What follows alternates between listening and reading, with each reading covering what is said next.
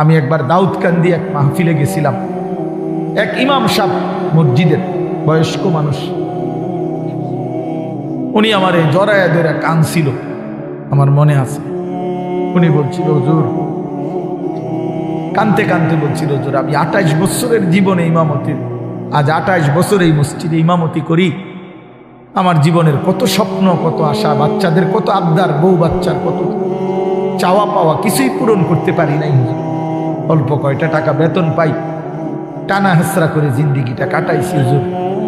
বাকি হুজুর আপনারে মহব্বত করি, আপনার কাছে আমি জানতে চাই আমার এই কষ্টের বিনিময়ে আমি আখেরাতে পাবো কিনা। আমি কি বলবো, আমিও কাঁদছি তখন। হায় হুজুর, কি বলবেন? চোখটা বন্ধ হলে দেখবেন আপনি আখেরাতে বাদশাহ।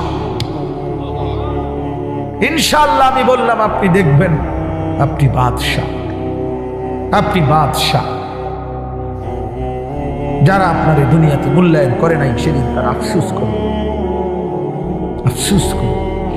তো এই জন্য বললাম, আল্লাহ তাআলা ওই ইমানদার বান্দাকে বলবে, আমার বান্দা দুঃখে ভরা জীবনটা কাটাই আসছো, ঠিক না?